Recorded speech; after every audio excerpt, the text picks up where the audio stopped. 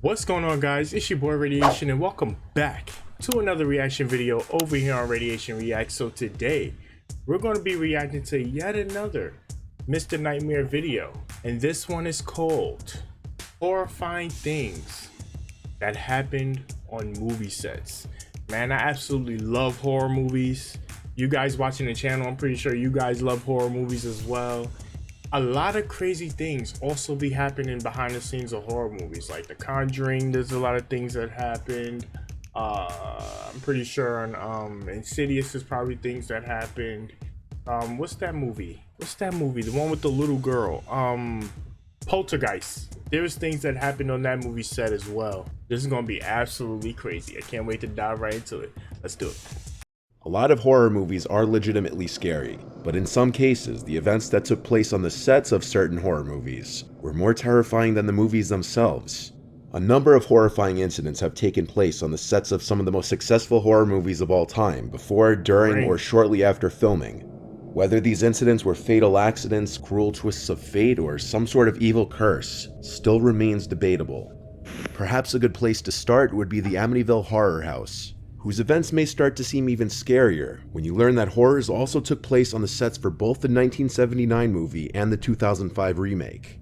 The first Amityville movie starred James Brolin, who wasn't originally eager to take on the role, but eventually he accepted it because of something strange that happened. While reading the script one morning and getting to a scary section of the story, a pair of the actor's pants suddenly fell off a hanger, causing him to literally jump out of his chair in fright. James of course saw this as a sign that he needed to take the role, and the rest was history. Fast forward to the 2005 remake, with Ryan Reynolds taking on the part that was originally played by James Brolin. During filming, Ryan Reynolds, along with other cast members, claimed that every morning at exactly 3:15 a.m. they would wake up. The reason why that's terrifying is because 3:15 a.m. was the exact time that Ronald DeFeo murdered his entire family in the house. And it becomes a whole lot more creepy. That I did not know. At one point during filming, there was also an actual dead body that washed up near the filming set in the boathouse in the backyard of the house.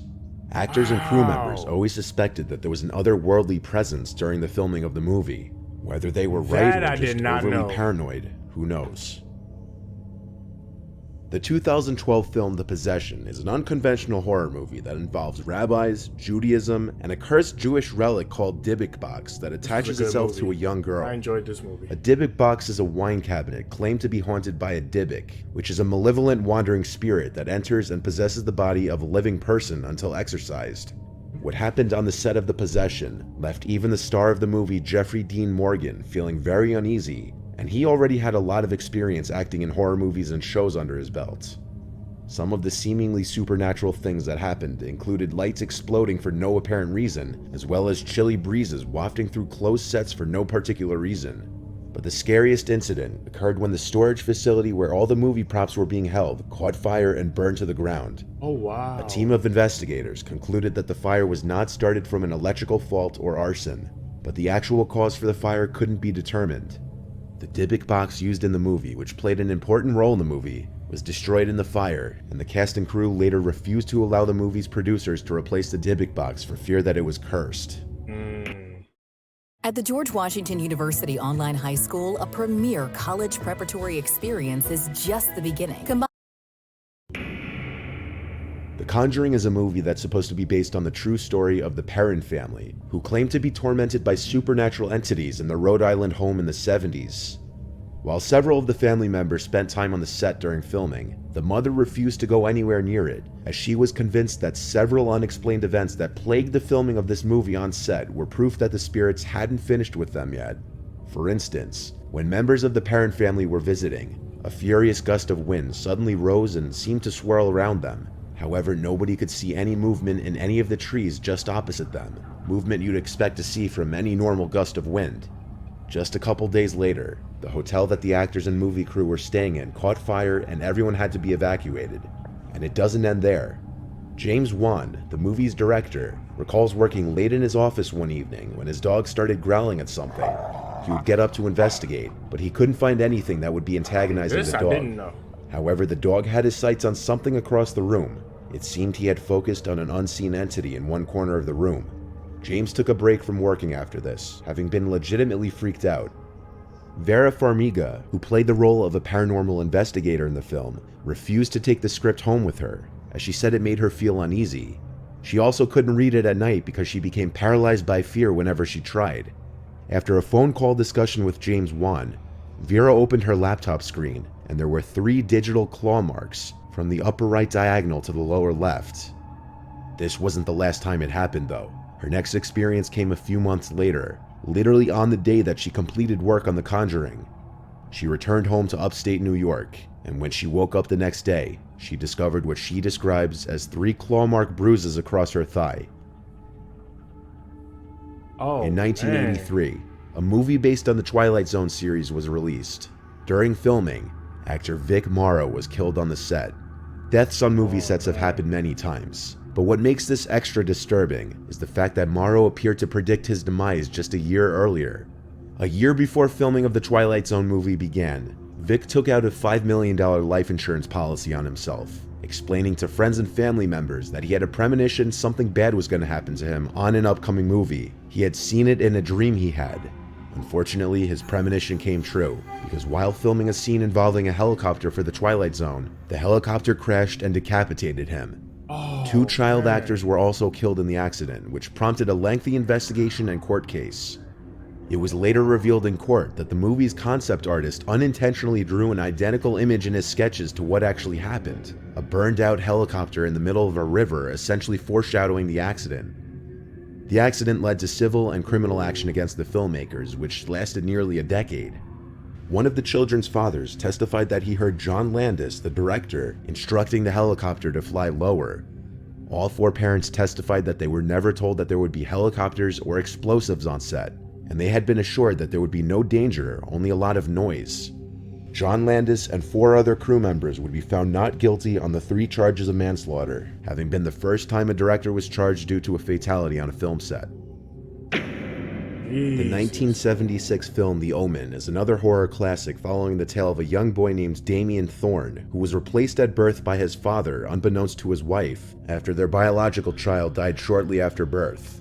As a series of mysterious events and violent deaths occur around the family and Damien enters childhood, they come to learn he's in fact the Antichrist. The film almost wasn't going to be completed due to an alleged curse that surrounded filming of the movie.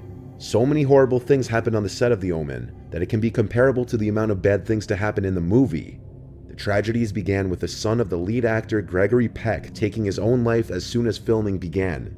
The next incident was when a crew member suffered major injuries after getting into a car accident while driving to the set. But the tragedies didn't stop there. The scriptwriter's airplane was struck by lightning en route to the film's location. And if that weren't enough, an airplane in which Gregory Peck and the movie's executive producer were traveling in was also struck by lightning in a separate incident. Harvey Bernhard, the producer, was on location in Rome when he was almost hit by a bolt of lightning himself, and believe it or not, the horrible luck involving airplanes continued, and it got much worse. One day, the crew had decided to use a private airplane to get from one film location to the other. However, just after the plane took off with a number of the crew on board, something went wrong and the plane went down, crashing into a road and hitting a car, which then crashed at a high speed into another vehicle. All 11 people involved in the accident were killed. Another tragic death associated with the movie set was that of Liz Moore. John Richardson, the Omen special effects expert, was driving through the Netherlands with Liz Moore when they were involved in a terrible car accident. Richardson escaped with very minor injuries, but Moore's head was completely severed when a tire smashed into their vehicle. This incident was eerily reminiscent of a scene in The Omen, in which the character Keith Jennings, investigating Damien's supernatural origins, is decapitated by a sheet of glass that comes loose from a vehicle on a construction site. Richardson later reported that just before the crash, he passed a road sign that read Omen 66.6 kilometers. Make of that what you will, but there's no denying that it's not too far off to speculate that the production of The Omen may have been cursed. That, or it was all just an outrageous coincidence. All that can be said for sure is that The Omen is a very iconic movie, and the chilling tales that surround its production have only helped to cement that legacy. Those are not just coincidences, man. That set was cursed. Yeah, I gotta say, that was crazy. There's a lot of things, like I've heard of some of the stories that happened on The Conjuring and some stories that happened on Amityville, but I didn't hear those specific detailed stories. Like, yo, apparently doing horror movies is pretty dangerous, especially with The Omen. Like, half the cast and crew died through unfortunate circumstances. Man, that's absolutely insane.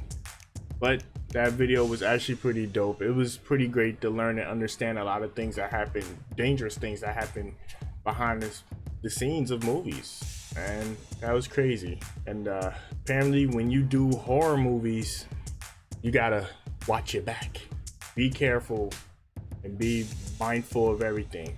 And all these people that passed away in this video, may they rest in peace. And actors, be careful doing these movies. I hope you guys enjoyed that video. If you did, head over to Mr. Nightmare's channel. I'm gonna leave a link to this video in the description down below. And if you guys enjoyed this reaction, make sure you hit that subscribe button, hit that like button, and turn on notifications so you guys don't miss any future videos. I'll catch you guys in the next one. Peace.